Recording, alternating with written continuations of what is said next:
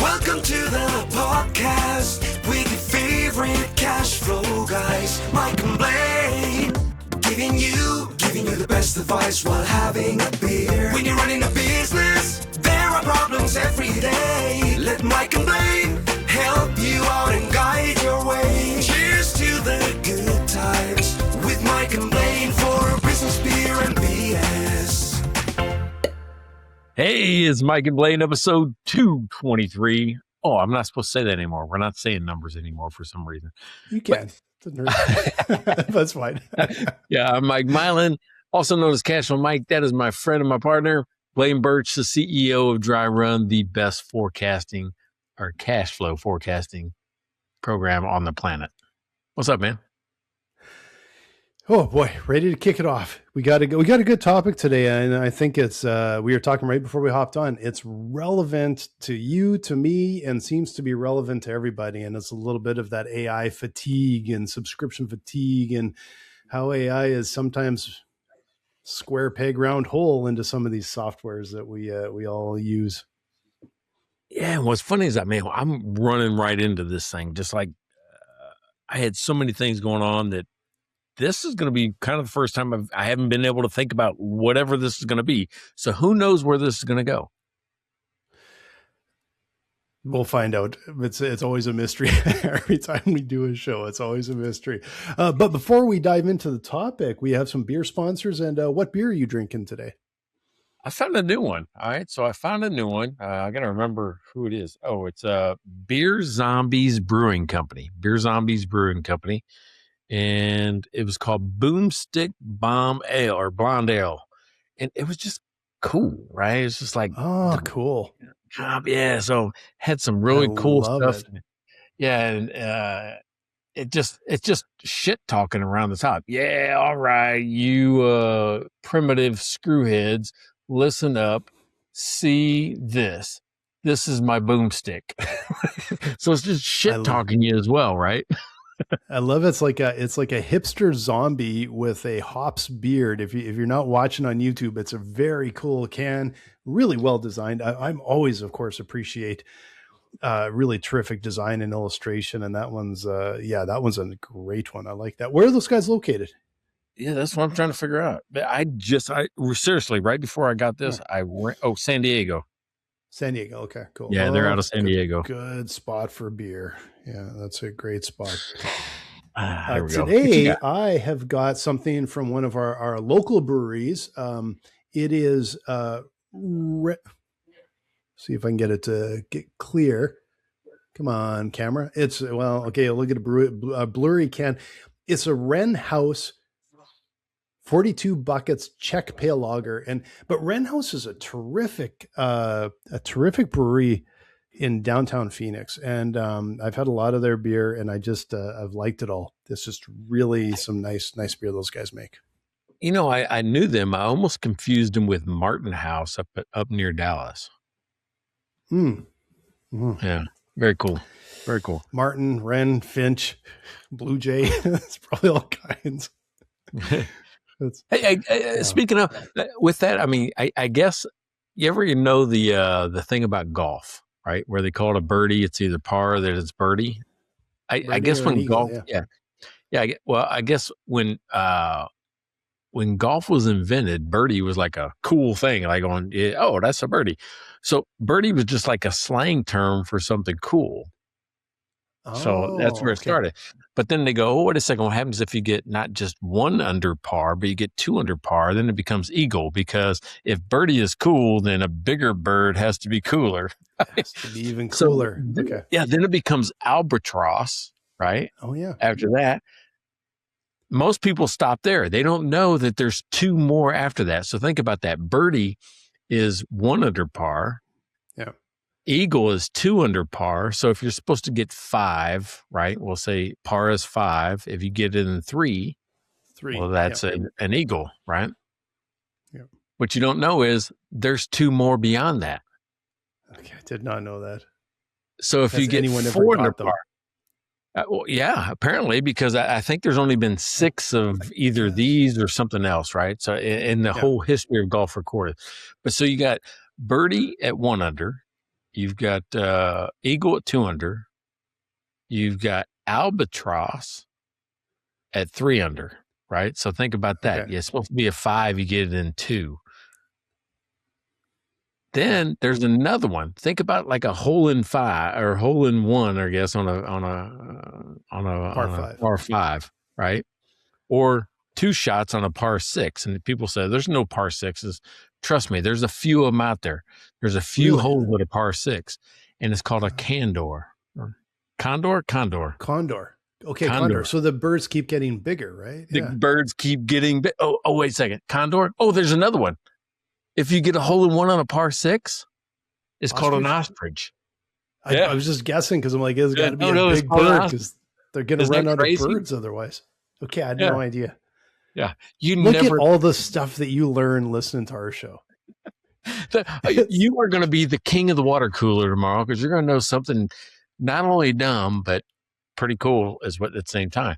One of these days, you'll be sitting at trivia night at the brewery and you'll know. Yeah. It's a condor and an ostrich, and you're going to win the night. And it'll be courtesy of, Mike on Mike and Blaine, because I had no idea. But that's some good ass trivia right there. Most people stop at albatross. They don't go to condor and they don't go to ostrich. I even forgot till you mentioned it that there was an albatross. I might have thought of it if you asked, but I think I don't even know if I would have remembered that. That's interesting. Hey, speaking of people that know dumb things, how about Devin over at LSU? One of our valued beer sponsors. Devin, I got to tell you, he is not only a Netflix superstar, right? Known as the best LSU fan on the planet, but he's also like an assistant guest coach on the LSU basketball team because he can sit there on the court. I guess one time or whatever. He got chosen. I didn't. So, but there it is. This guy is embedded himself into LSU culture more than anybody I've ever met in my whole life. Yeah, that's amazing. And he supports our show. And actually he's in a show he's been a sponsor for, forever. Actually, it's really quite amazing. Neighbor Pat, we always got to thank your neighbor Pat because he's always bringing beer down. He supports the show. Thanks again, Pat. If you're listening, we love to hear from you on chat. Well, any of you guys out there, but Pat's always on chat with some comments as well. So we really appreciate that. So thanks again, Pat. Yeah, and then we got Karen up in Michigan, 3S Smart Consulting. She is an Amazon bestseller. If you haven't got her book yet, go to Amazon, search for Stop Growing Broke, Start Growing Profits. All right, so hey, Karen Hairston out of 3S Smart Consulting in Michigan. Go get her, go get her knowledge. Put it in your brain. First thing, just go to LinkedIn and look her up. I mean, I'm telling you, she has gold that she gives out for free every single week. So just go get the free stuff and you'll want to be part of her community. I'm telling you, go check her out. And if you guys want to be one of our valued beer sponsors, we always start with just a few in the year and it starts to build up over the year. You guys can be one of them. It is the best value in sponsorship you'll see in the planet. You just go to mikeandblaine.com, buy us a beer, $5 a beer. We will mention you for $5, 1 beer per episode. We will mention you. We have a lot of sponsors who will buy for the entire year, already have bought for the entire year. We will mention you every single week. And you can even show up at Mike's place or my place and just bring us beer because we'll accept that too. But also, please like, subscribe, follow, and tell your friends. Hey, no shit. There I was. I got an email today from another podcast. I had to look it up. I mean, the email is not very well written, so I'm not going to call it out. Yeah. Offering a podcast sponsorship for $15 for 6 episodes. I'm like, shit, now we're on the high end of the scale. We're premium. We're premium over here, right? And we've had a million view clip. Actually, it's probably close to 1.5 by now. Yeah, 1.3. 1.3. Yeah.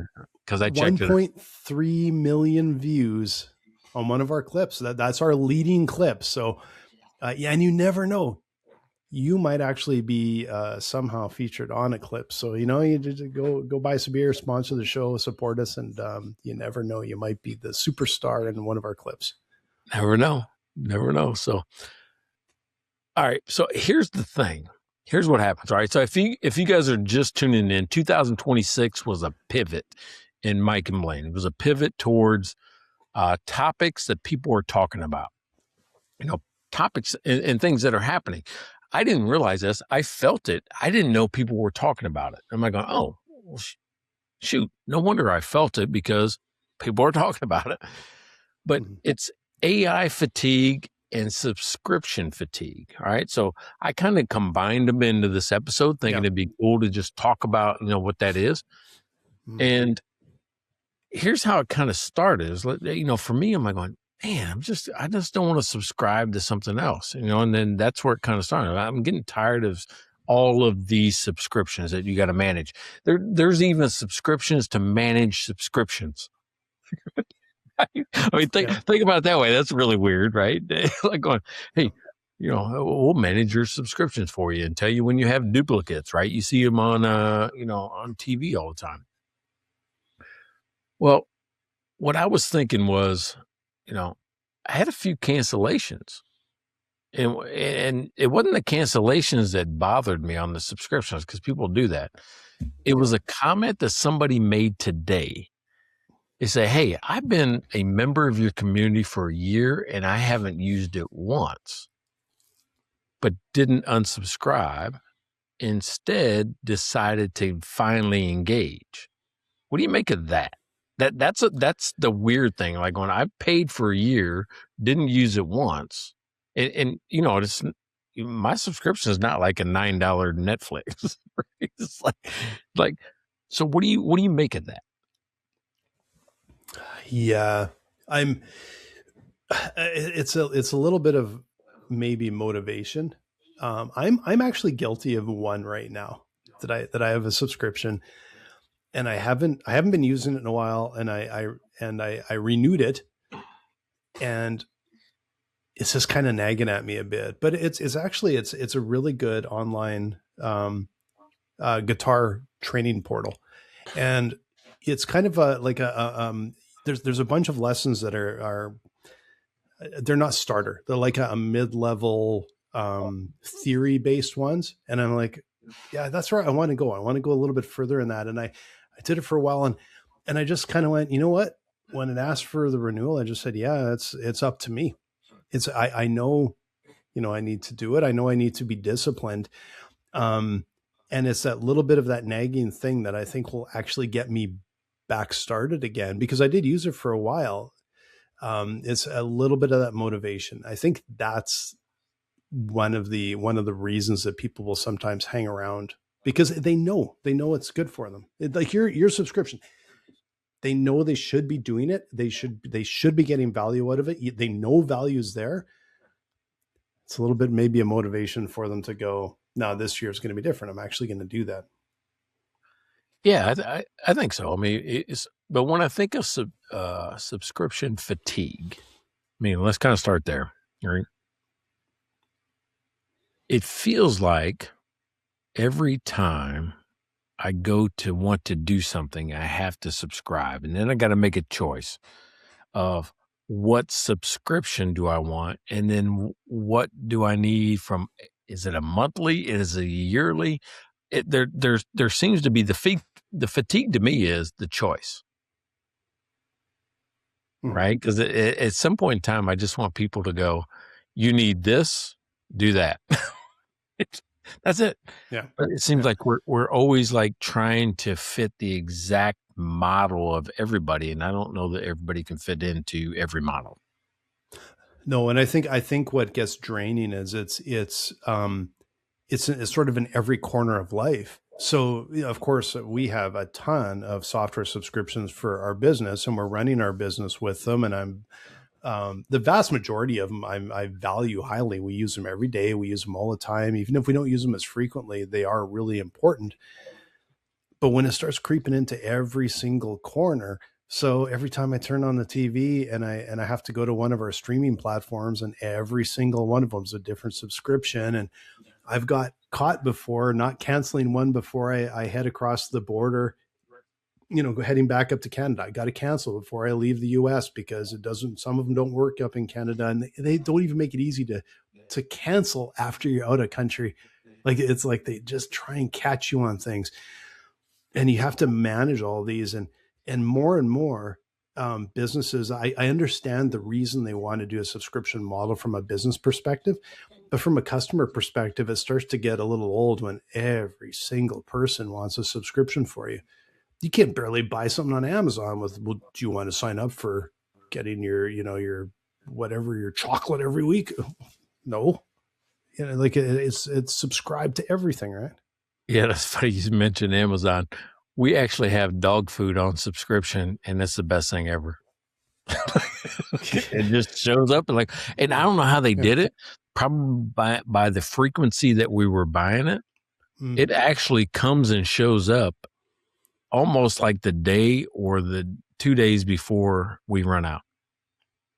It's like the crazy. That's the best subscription thing that I've ever had in my life. Is like dog food shows up at the door. I go in there. I'm like, oh yeah, we were about out. Yeah. And I didn't have to think about it. I was going to buy it anyway. It's true. Like the ones that we value, it's like I said, for business, the ones we value and use all the time are just like, they're so epically good. And then you get these ones that sneak in and kind of went, I don't know if I had good intentions. I didn't watch that, that channel for the last year. And I had one that drove me nuts. Was I discovered this fall when I was going to sign up to stream the Oiler games, because we don't have cable. We stream everything, and realized I hadn't canceled after the end of last season. And so I had this subscription all summer, all fall, all the way through, paying for this bloody thing to not watch games. And including when I'm down in the States. I was down in the States all winter. Well, I was watching them on ESPN. So I had this subscription that I probably used for 2 months before I left Canada, and then paid for it hundreds of dollars for the rest of the year. And I'm still mad about that, right? I gave up on the NFL over that same thing. I mean, I don't know how many times I bought different subscriptions and still get blocked out of the games I want to see. Oh yeah. I hate that. It's blacked out in your area. Why? Yeah. I actually get the Phoenix games when the Oilers play Utah, because Phoenix moved to Utah and they still black out Phoenix. I can't watch the game that's in Utah. It just is so aggravating. Yeah. So here's, what I'm thinking, right? The whole thing today started off with a conversation I had with Courtney. I'm at my computer. I'm having a conversation with 3 AI bots and 3 outsourced contractors all at the same time. I'm like going, damn, am I a kind of a bigger company? Am I because I got chat, I got, base 44, I got GenSpark going all at once on just AI. But then I have the guy that's actually updating my website, my marketing guy, and another developer that checks on what base 44 does. He actually does the real development type work. Am I going? And I pay for I think all of those I pay for. So I can see where somebody gets fatigued with, damn, everything I do, I have to pay for. There's nothing I can just do and say that, I run my own company. There's always somebody else I have to pay. Yeah. Well, and it's the AI fatigue is real, but it's creeping into so many other services and so many other softwares that we've used forever. And now you can't open up a piece of software without it trying to punch you in the face with, try this, try that. Here's our beta, pay more to have this AI thing. Yeah. And I think a lot of it seems like, I think I said before, a square peg in a round hole. They do it because they think they can, and they justify it without ever talking with the customer. They don't know what the customers really want. And it just gets really aggravating. And you know, like, it's amazing. AI hasn't even gotten close to being mature, and people are already fatigued on it. And like, AI slop is now the and I did hear, I don't know how prevalent this is, but I did hear that um, this term AI slop came up and it was being used a lot. And someone in their wisdom at Microsoft went on X and requested that people stop using the term AI slop because they thought it was disrespectful. And within Wait a second, seconds, are you saying slop with a P or sloth with a TH? P, slop. Oh, I thought sloth because it's so damn slow sometimes. Oh, like going, no, just like just slop, like just garbagey, like it's never, especially when it's pictures and music and art and things like that. It's just they people have just said AI slop, and they can recognize already. It's like, this is crap, right? So Microsoft, then this is, you can learn from this. So they actually went and said, hey, quit, complain to people that they shouldn't use AI slop. And within seconds, someone had coined the term micro slop. So now there's a bunch of micro slop Twitter's going around and hashtags and everything. And I just thought, yeah, that is so fitting and so hilarious that someone got a little too big for their britches, and it just flipped on them so fast. But people are tired of it. Instead of joining in and going, yeah, I agree, we should figure out, how do we make this a better world and not just full of more and more crap. But it's you take the good with the bad, right? It's just it's what the web did, and AI is in the same boat now. It's for everything good there's a flip side of garbage, right? Dude, that is so, I think it's so cool. It's true, right? That's what makes it cool. But the very fact that most of the things that I get back, well, let me frame it this way before I say that. AI is not going to replace me ever, at least in my lifetime. Never going to replace me. It doesn't do anything for me. It just gives me something to think about. That's it. I think that's all. Maybe that's all it's supposed to do. It doesn't do the work. It gives me something to think about, right? And if the less specific I am, the worse they are. meaning AI. Yeah. To me, I feel like what AI does there, and I use it sometimes. What it's good at, it can just be it's like things that aren't that important, and it can be a really good time saver, and it can do something really well quickly. But I kind of characterize it a bit as, I'll do the home renovations, but AI could take out the garbage. Right? Like it's like some of the stuff that is not high value. Like, yeah, I can do it, but it's a task that isn't high value. Let AI take a transcript and turn it into some notes. Okay. Is it be perfect? No, but it's good enough, and it saves a ton of time, right? So there's things that it does that it's fine at, but it doesn't replace the high level connected relationship driven, insight driven, making, like I said, connections from things that it can't make a connection and figure out why these weird things actually do matter and go together instead of they don't. I don't think it's ever going to be very good at art, or I don't think it's ever going to be good at, making movies and things like that. Like maybe some bad dialogue superhero thing, but with real depth, no, it's not going to be able to. All right. Here's what I think it did well, right? This year, 2026, we have a new campaign called Almost Helpful. And I just put in my thoughts about my competitors, about, what I thought that they were good at and where I thought they were short. I thought it stopped short from answering this question. It stopped short from showing this whatever.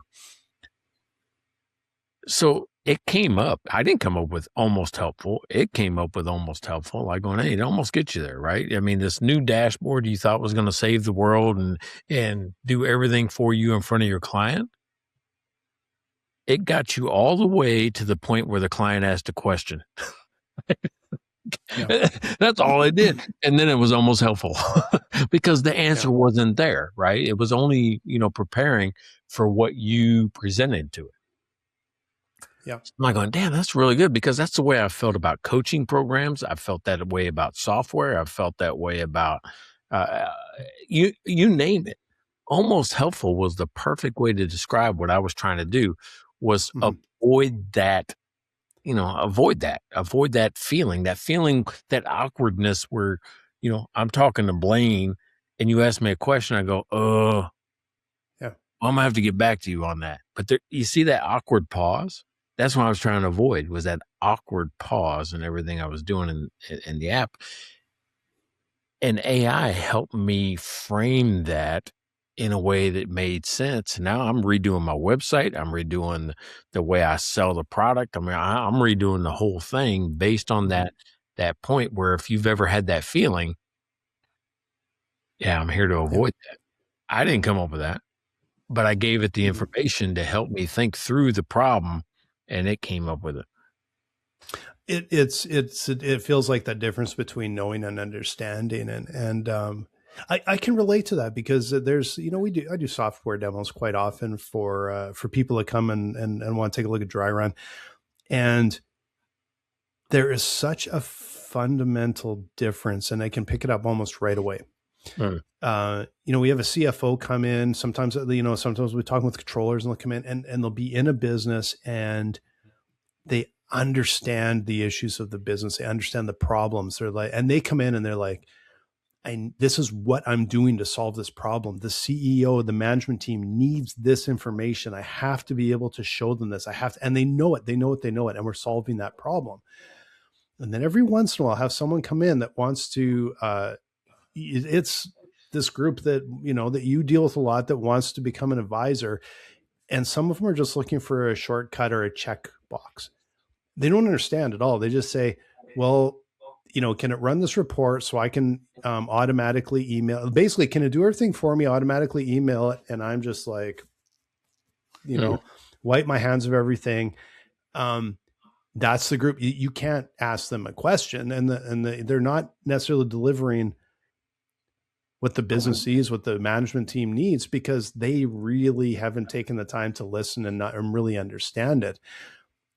That's, I think, where AI is going to sit, is like, it can kind of put something together, but it can't answer questions, and it can't make the connections. It can answer a simple question like, hey, what's our, can you grab this from our P&L? What's our revenue for the last 4 months or whatever? It can do that.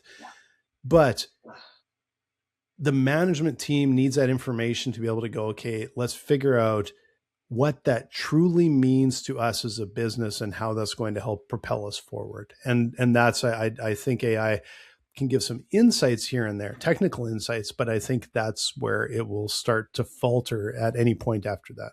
Yeah, that's a perfect way to explain what I thought was, it's never going to be me. It's just going to help me think. It's going to give me data. I still have to do the thinking. Yeah, exactly. Yeah. Yeah. It's a time saver on grunt work. And that's, well, even like dry run, we sometimes will save people. They'll have a whole finance team. We'll save them out, each member, hours a day. The hours we're saving them is grunt work. It is copy, paste, test, make a calculation, make all the stuff that's done in a spreadsheet, try and make it work, try and explain it. It takes all of that mess away, and it says, this is what you're looking at. This is what your data says. And you go, oh, let me sit back and figure out what this actually means. And let's go have a conversation with management about what this actually means and make it into something that's actionable. And that's the challenge with AI, is I don't know if it's very good at discerning, like, it's garbage in, garbage out, and has good information, has bad information, and it just blends it all together into this gray slop at times. And so how do you get something that's super focused? If you get something that's trained and super focused, it's like a ultra specialist, a scientist or something. But it doesn't mean that it's good at anything else. At the big picture, CFO, CEO type thinking that you need to be able to do to run a business. And so I agree with you. I think it's going to be a valuable tool, but I think it's got to settle into its place. And it's proving more and more where it breaks and more where it's good. And I think people have to discern that and make those decisions. Well, and that's part of it. Some of us been hyped up and told us that this is the thing. Computers are smarter than you. It can take everything you think, know, do, make, whatever, and make it better and tell you what to do next. It's not there. No. I don't know. I can't say that for real, but I think it's a long way from it. I think it is, but if people are already revolting against a lot of what they say is junk, how are they going to respond? How are they going to respond when it starts potentially taking jobs and then doing a crappy job at it too, right? Like, so there's some things where it's like, yeah, okay, whatever, it's fine. There's all sorts of things. The car took away jobs, also created a whole bunch, right? Like there's things will move around and shift. I'm just not convinced. Like when these AI researchers say there won't be a single job in 6 months, or there'll only be 5 jobs in 6 months, I'm like, you don't get out of the house. Like you have no idea. People are going to go, no, screw that. Not doing it. And business owners are going to say, I'm not going to fire somebody or lay somebody off just so I can save 30 cents or save a little and then have a crappy job. Like, no, I don't think the world runs that way. Some people are, super evil, but I don't think everyone is, right? Well, I mean, there's always got to be a balance, right? If you're going to have people, you can't, especially in software, I need people to buy my software, which means I need you to have a job. Exactly. Right. I mean, it just comes down to that. I mean, the government's not going to buy my subscription for you. No, exactly. I think there'll be things will move around. As always, any sort of technological shift, jobs move around and shift around. And it's like, there's fewer jobs over here. There's more jobs over there. And it's good at this, crappy at that. Right. Well, you know what? That's an economist theory. Like we shouldn't lay off these people because they won't have anything to do. No, they just find something new to do.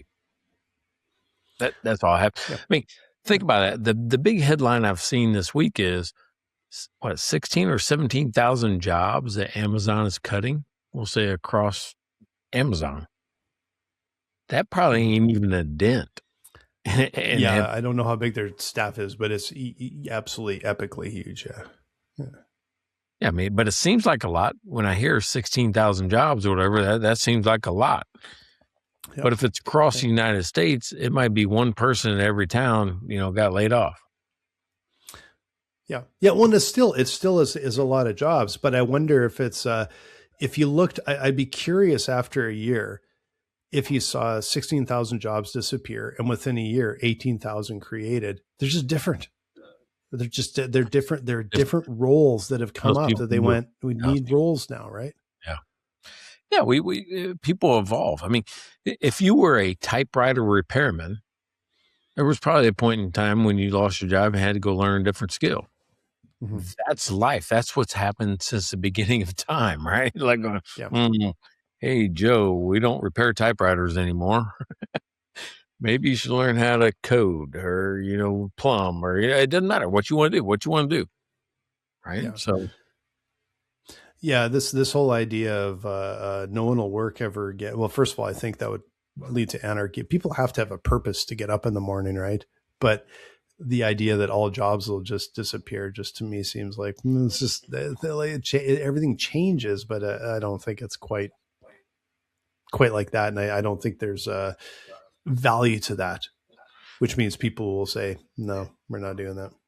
All right. So early on, you mentioned TV and we went hockey and NFL in it, and I changed the subject for an unknown reason. I should have, because I'm pissed off at it too. I thought the a la carte subscription method would be awesome. I only get to pick the channels that I want and buy those. If I only need 10 channels, because that's probably all I watch anyway, if that, let me just buy those.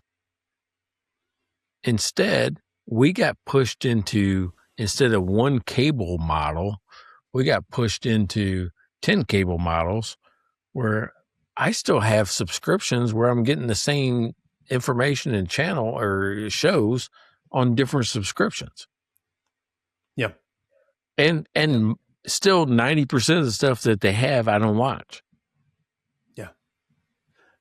We have subscriptions to, I don't know, probably 4 or 5 streaming services. And we watch, like, on this one over here, I might watch the hockey games. And this one over here, there's 1 or 2 series that we're watching. This one over here, well, they have another series we're watching. And you know what we tend to watch, oftentimes the most, like, might be have quick half-hour lunch. We'll throw on Pluto. It's free. It's just streaming sitcoms on Pluto for free. And it has some ridiculous ads. But doesn't cost a dime. And we end up watching it more than a lot of the trying to find something on a streaming platform and YouTube. We watch YouTube probably more than anything else. This is that's where celebrities are going to lose it. That's where big production companies are going to lose it, is that Courtney spends more time watching reels and stuff like that than anything else.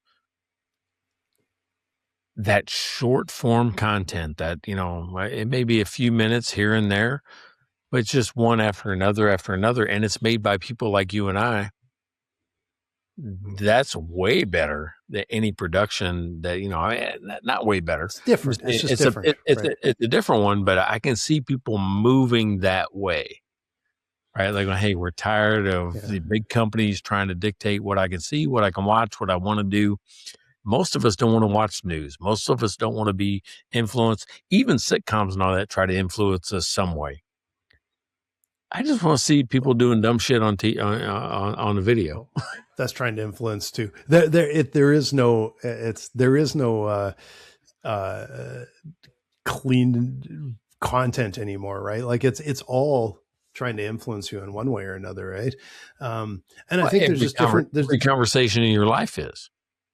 Yeah, but I think even the type of content, like sometimes we'll want to sit down and watch some longer content, sometimes shorter, sometimes, and the ones we pay for, the content can be really high quality, except you when you got like a bunch of these and you're paying for it every month, the only alternative is, well, I'll just buy episodes. Well, they charge so much for the episode. It's like, well, I might as well buy the whole freaking thing, right? And it's just it's such a crowded space. What you hope doesn't happen is that it just gets to the point where, and I think that's what's happened with TV, with a lot of reality TV, and that it's just turned to what is the cheapest way to grind out crap that gets enough viewers that we don't have to do anything that's actually hard or high quality because it's too expensive, right? Yeah. So, what's funny is I saw Mike Myers talk about the Canadian accent, where Canadians know when to talk and when not to talk based on the inflection of the end of the sentence. It's like, as you're talking, it'll go up as you're still talking and go down when it's time for me to talk. Is that what you're doing to me right now? I guess I've never heard Mike Myers talk about that, but you're taking cues. Well, but that's not a Canadian thing. That's like a person who talks thing. No, he said it was Canadian. He says it was the thing that made Canadians and how they conversed. That makes no sense to me. Well, how else would you know? If you could tell when I'm starting to end a sentence, right? Yeah, because you always say right. You always go right. I guess I should say A. All right, so back to the real stuff. All right, but here's the thing, right? With the subscriptions,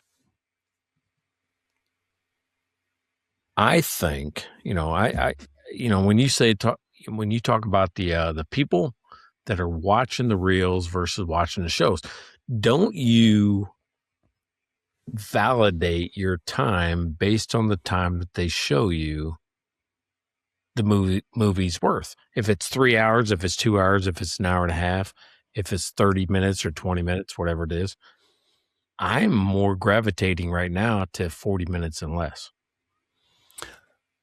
Yeah, I will say we don't watch a lot of movies, and it's probably mostly on me because I look and I'm like, nope, can't sit still for that long unless it's a movie I really want to watch. And we rarely go to the theater because I don't find that there's anything there that makes me the stuff in the theaters now. I think it's all they have to make their money, which means it's retread with superstar. A lot of it is very uninteresting, formulaic. Just they're so scared of losing money.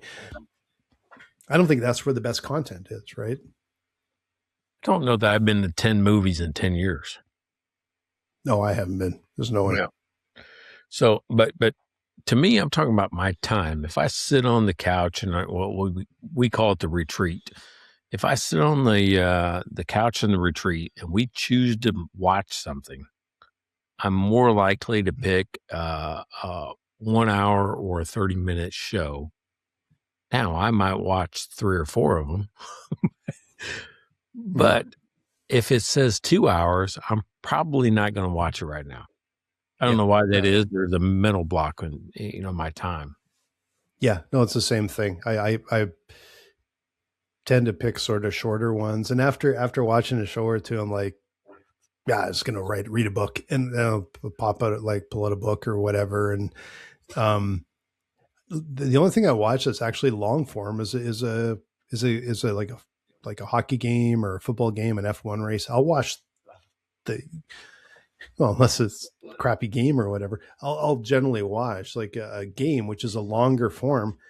That's kind of it. Otherwise, I tend to fade after a bit.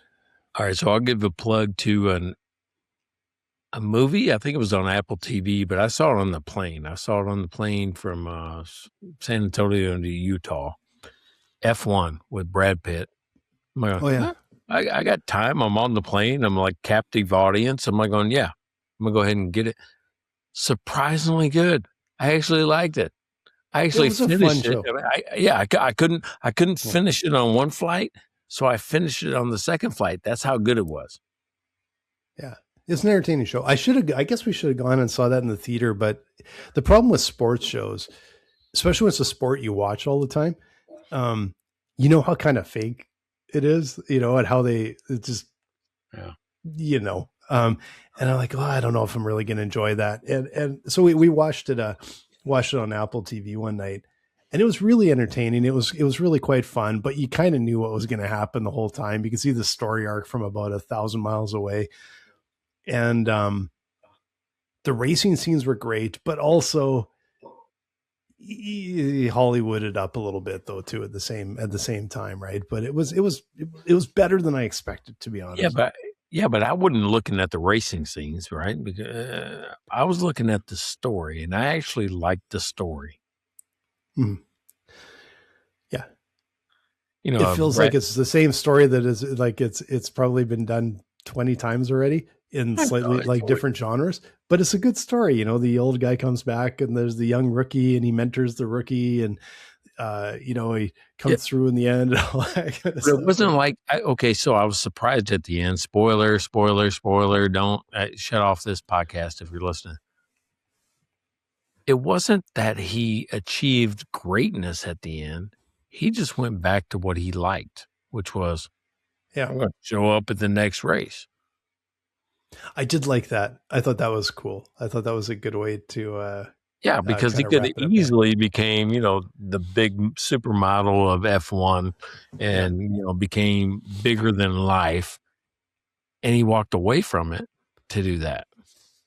Yeah. Yeah, I thought that was kind of fun. That was kind of a cool way to end the show. So, yeah. It was entertaining. I kind of wish we would have gone in the theaters. I just I just kind of like, it's going to be so fake and elevated. And it was to a degree, but not as bad as I thought, That's not a show I would see in the theater, right? Like Top Gun Maverick, I'll see that in the theater, right? Yeah.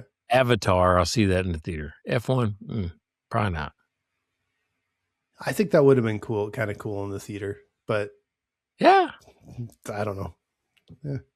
They don't the car scenes and stuff. Yeah, they don't spend a lot of time behind the car though. No, some. Yeah, I don't know. There hasn't been a lot of shows in the last. I don't know. What was the last show we saw? Dune, maybe. Then maybe a re-release of one of the Star Wars we went to. Like they're just. I can't even really think. Dune was great. I think there's a Dune 3 is coming out at some point. We'll go to the theater for that. That was kind of a cool show. But generally, I don't even know what's in the theaters because there never seems to be anything. Yeah. Worth going to, and it seems like a lot of the best content is actually on streaming, but it's like one per platform. Yeah. You know. So what was that big Star Wars that came out like 2018, 19, 17, somewhere there? It was the big, not remake, but it was the next evolution of it. And I went because it had been so long and they were finally finishing a story. And I'm like, man, I'm going to go. I'm going to stand in line. I'm going to buy a ticket and I'm going to the theater. I'm not doing it at Netflix. I'm going. Yeah. But it's got to be something that epic for me. I mean, the theater experience for me has got to be, I'm in it. It's not every show. It's some shows. It's the show. I think it's got to be a really good big show like that. But I also want to go in the theater. I want a big theater with a big screen. I also want it pretty much empty. And I want the ones where you get the chair and it can kind of lean back and they serve beer and they got like, it's got to be the whole thing. If it's not, it's like, I'm not going. It's got to be the whole thing. It's got to be the epic theater, epic show. And I kind of hope I want to go like in an afternoon matinee when nobody's there and we could just sit in the back, and, no one around or barely anyone in the theater. That's a fun way to watch a show. See, that is totally anti-entrepreneurship. Well, that was on time. It's so selfish. That is so selfish of you.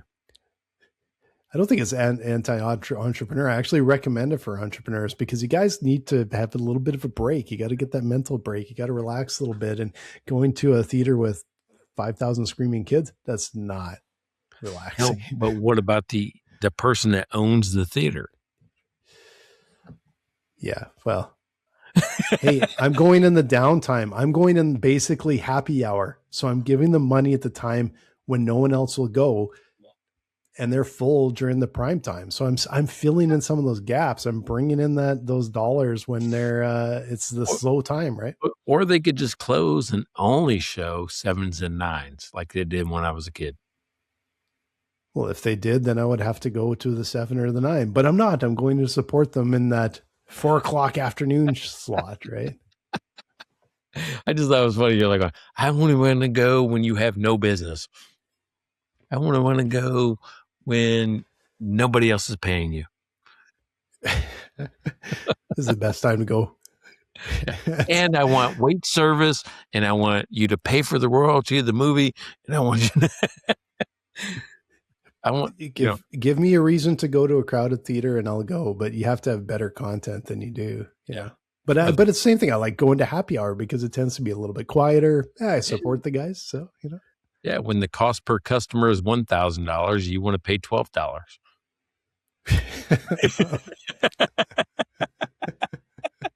I get it. Hey, we all want that. Yeah, well, that's you learn from your customers, right? I'd say that all the time. You learn from your customers. You can't force your customers to do something they don't want to do. You gotta give them a reason. You gotta offer value. All right. So what makes you want to give up on a subscription? When you said I had it, I'm done.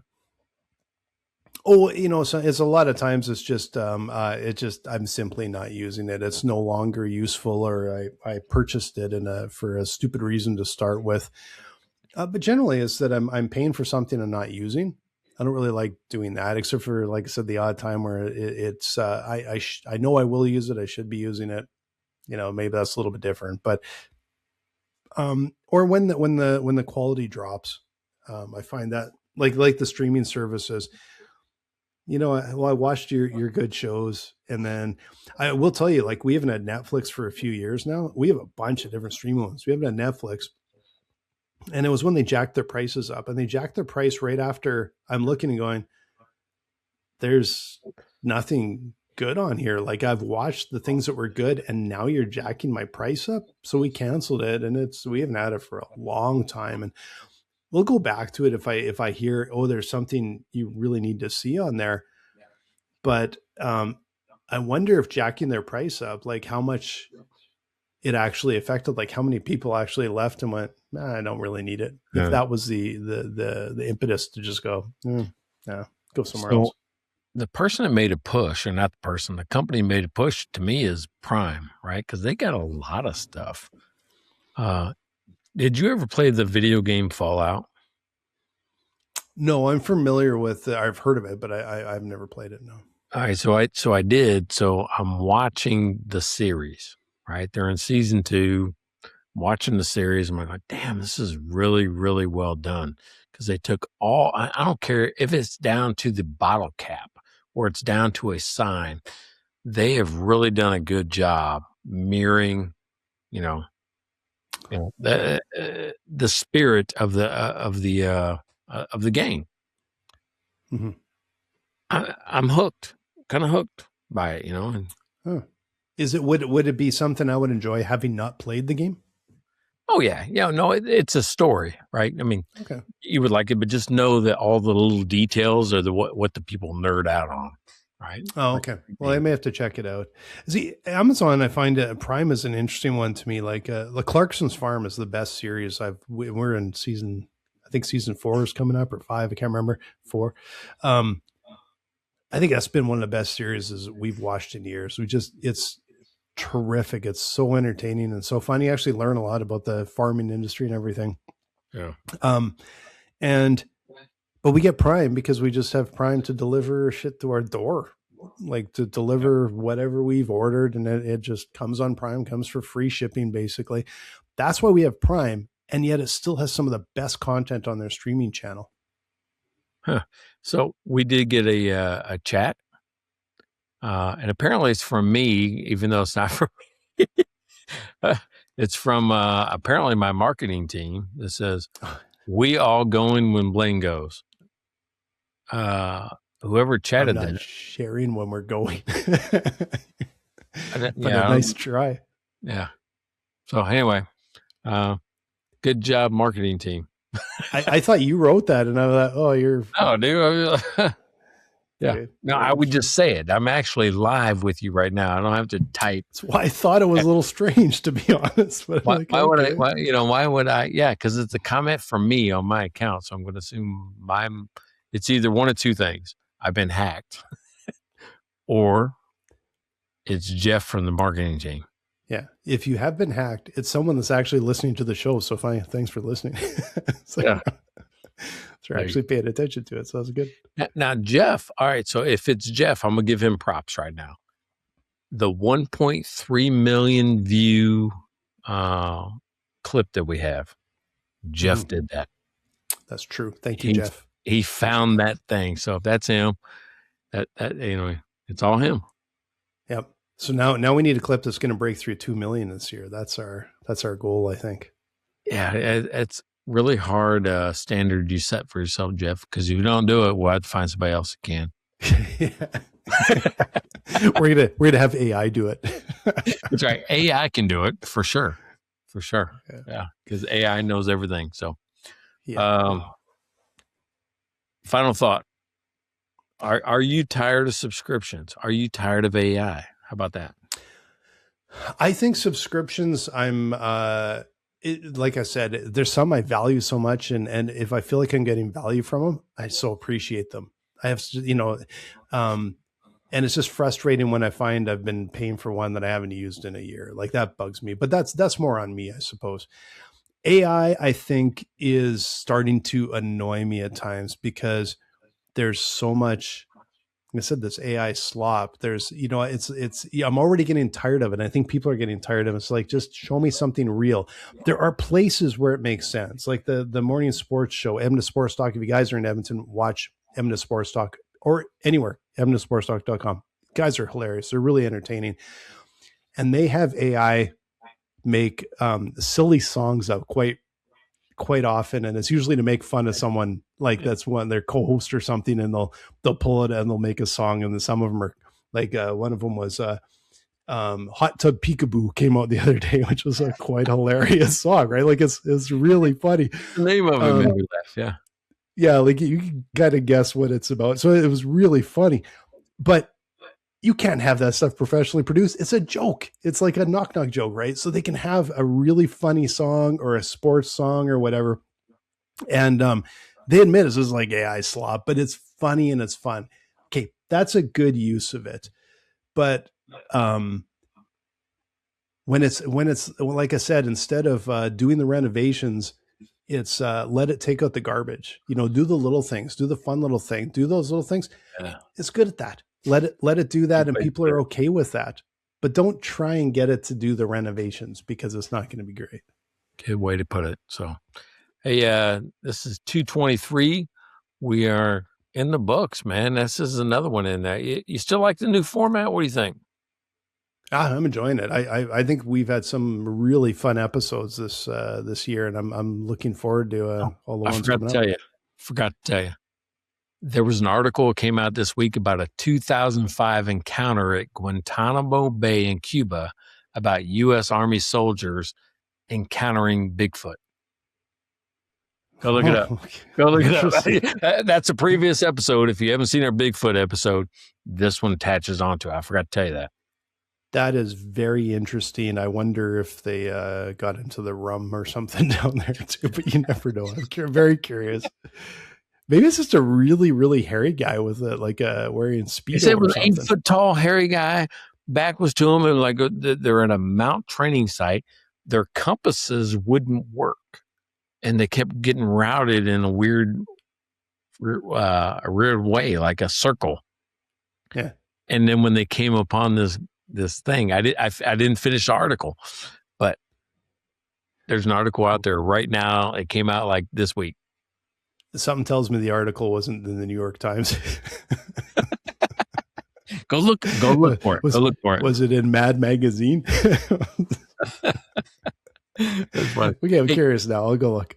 Yeah, go look. Number 223 is in the books. Hey, if you like this, if you want to hear us talk about more topical things, go check us out, subscribe, like, tell 3 friends. Go and subscribe. That's all you got to do. Or buy us a beer. Buy us a beer. Buy us a beer, and we will mention you on the show. $5 an episode. Go to mikeandblaine.com. Check out their website at mikeandblaine.com. Then subscribe to the podcast and buy these guys a beer.